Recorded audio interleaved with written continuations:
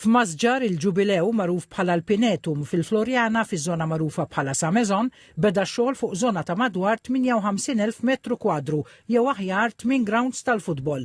Is-sit huwa wieħed mill-aħħar Glażiż fil-Gżejjer Maltin brabta storika li tmur lura l żmien il-Kavallieri. Il-proġett fuq tħabbar waqt żjara fuq il-post mill-Ministru għall-Ambjent Mirjam Dalli u l-Ministru għall-Fondi Ewropej Keith Azzoparditanti. Għal-bidu ta' dawn ix-xogħlijiet kien hemm preżenti wkoll it-tim ta' Project Green, is-Sindku tal-Florjana Nigel Holland u rappreżentanti tal-Kunsill Lokali.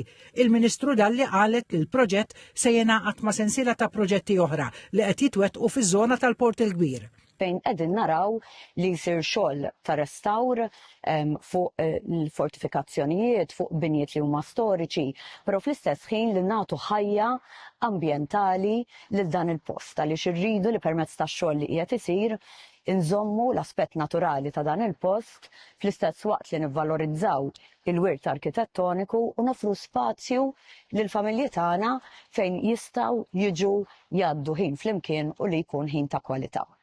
Il-Ministru Azzoparditanti qal li l-investiment minn fondi Ewropej fuq dan il-proġett huwa wieħed sostanzjali li laħħaq is-7 miljun euro. Qal li l-għan tiegħu huwa li tingħata ħajja ġdida lil dan l-ispazju miftuħ li għal diversi snin kien mitluq u espost għall-abużi. Spjega li b'din ir-riabilitazzjoni se jinħolqu żoni rikreattivi għal picnics, se jiġu rranġati l-passaġġi waqt li tkun rispettata it-topografija eżistenti tas-sit. Beda wkoll ix-xogħol ta' restawr fuq in-Nissan Hats li kienu bnew mill-Ingliżi u li aktar tard intużaw bħala mħażem minn kumpanija tat-telekomunikazzjoni. Bħala parti mill-implementazzjoni tal-Master Plan tal-Ġonna Nazzjonali Botaniċi, dawn l-istrutturi se jinbidlu f'serer u ġonna botaniċi u se jservu wkoll bħala ċentri ta' taħriġ.